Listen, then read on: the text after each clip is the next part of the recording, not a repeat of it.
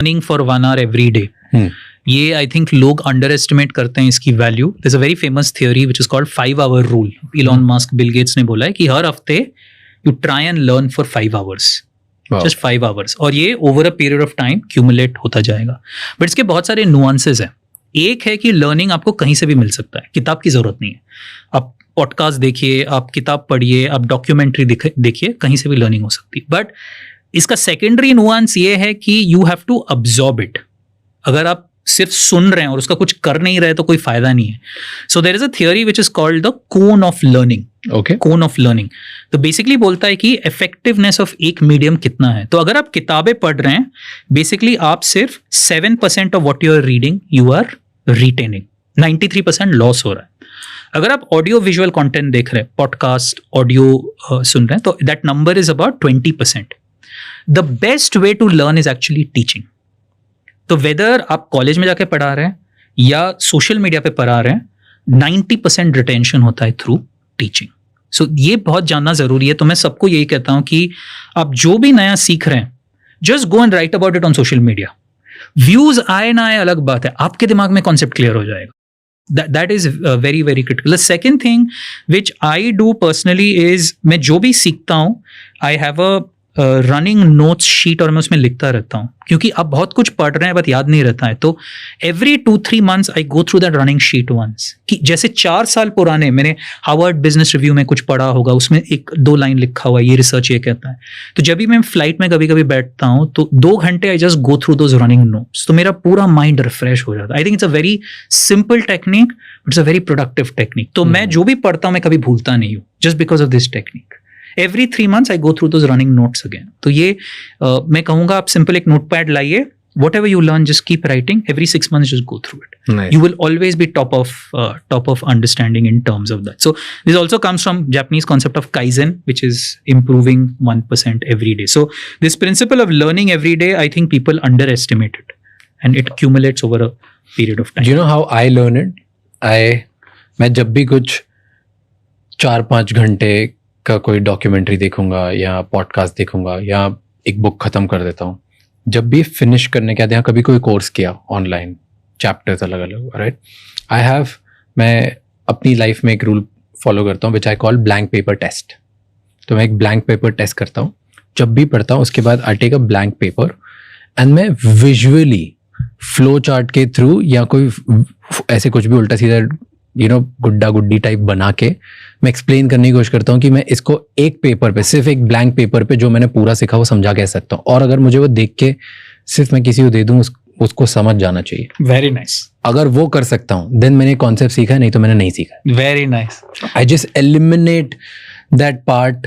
Sometimes मैं आधी चीज पढ़ के छोड़ भी देता हूँ. आई एम ओके कि हाँ मेरा टाइम वेस्ट हो गया, इट्स ओके. समटाइम्स मैं पूरा बहुत मुझे अच्छा लगता है और मैं कभी पेपर पे नहीं समझा पाता हूँ तो मैं फिर रीडू करूंगा. Very nice. And I am okay to learn less things but learn it properly. Very nice. I think that's a very good idea. We'll talk about that some time also. It's a very good idea. Very मेरे room में एक बड़ा सा white board है. पहले white wall थी पूरी. अभी हर जगह मेरे पेपर पड़े रहते हैं इन माई ऑफिस विद मी. मैं फुल टाइम एक नोटपैड के साथ घूमता हूँ. तो मुझे किसी ने भी कुछ सिखाया, I make either an explainer flow chart या कुछ. Like in fact मेरा एक 26 पेज का बिजनेस प्लान है. मैं उसको आपको शायद 2 मिनट में मैं आपको एक पेपर पे वो इतने से बना के पूरा समझा सकता हूँ. That I also said in great storytelling. If you can say everything in one page, you've got it clear in your mind. No, it's a very good idea. We should definitely. It's a blank paper test. कुछ भी सीखा है कि नहीं सीखा है. It's a fantastic idea. Fantastic. Okay. Next lesson. Next one, ये actually मैं बहुत लोगों में देखता हूँ और ये बहुत बड़ा प्रॉब्लम है, especially at mid and senior levels, is what I say, forget your regrets. You have to get over your regrets. हमारी लाइफ में बहुत सारे रिग्रेट्स होते हैं लोगों के. से हमने ये एग्जाम क्लियर नहीं किया, IIT नहीं गए, ये प्रमोशन नहीं हुआ, US का कॉलेज नहीं मिला, पैसे नहीं थे. Now all of us have regrets, but the problem with that regret is, अगर आप subconscious brain का structure देखेंगे, there are 2 areas. One is called a hippocampus and one is called a amygdala. तो amygdala basically fear capital है. सारा जो आपका fear है उधर उठता है, और जो hippocampus है उसमें memory stored है. फॉर एग्जाम्पल, अगर I am a bad public speaker, मैंने एक जगह जाके स्टेज पे 200 लोग थे, I did a very bad job, और वो मेरा एक ट्रॉमा सॉर्ट ऑफ है, मैं जितना भी प्रैक्टिस कर लूं, unless that trauma is cured, next time when I face 200 people, that amygdala and that hippocampus will get activated. तुम जितना भी प्रैक्टिस कर लो, that regret will come back और most likely आप फिर से goof up करोगे. ठीक, तो ये एक्चुअली बहुत इंपॉर्टेंट है to get over regrets. There are certain exercises you have to do ताकि आपका ब्रेन जो वायरिंग है वो रीसेट हो जाए. So one of the philosophies of, if you look at Japanese philosophies, ने देखा होगा जब पॉटरी क्रैक होता है, वो बीच में वो लोग गोल्ड का लेयर लगा के वो पॉटरी को फिर से एक पीस बनाते हैं, ताकि यू टेल पीपल की regrets are okay and you should celebrate them. The neuroscience का जो थियोरी है, there is something called exposure therapy. Exposure therapy से आप रिग्रेट्स ओवरकम कर सकते हैं. एक्सपोजर थेरेपी बेसिकली क्या है कि आपका जो पास्ट ट्रॉमा है, से you went faced an audience, you really did badly, आप इंटरव्यू देने गए, आपने बहुत खराब किया, ये ट्रॉमा है. आपको उसको कंट्रोल्ड एनवायरनमेंट में एक्सपोज करना के, कंट्रोल्ड एनवायरनमेंट में एक्सपोज करके रीराइट करना पड़ेगा. How do you do this?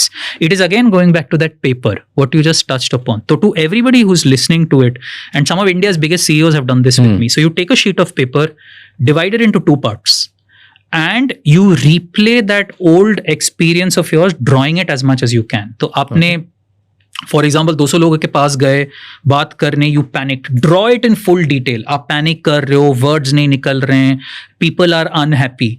That is the before picture. That is where you are awakening that past. Now on the right side of the paper आपको ये memory rewrite करना है. तो basically आपको same चीज imagine करके draw करना पड़ेगा कि आपने बहुत बढ़िया प्रेजेंटेशन दिया है, लोग ताली मार रहे हैं, everybody saying great job Sandeep. This exposure therapy will rewrite some of those hard wirings in your brain. धीरे धीरे आप देखेंगे आपके रिग्रेट्स लाइफ में कम हो जाएंगे. This is one of the most common neuroscience techniques, and ये सबको करना चाहिए. और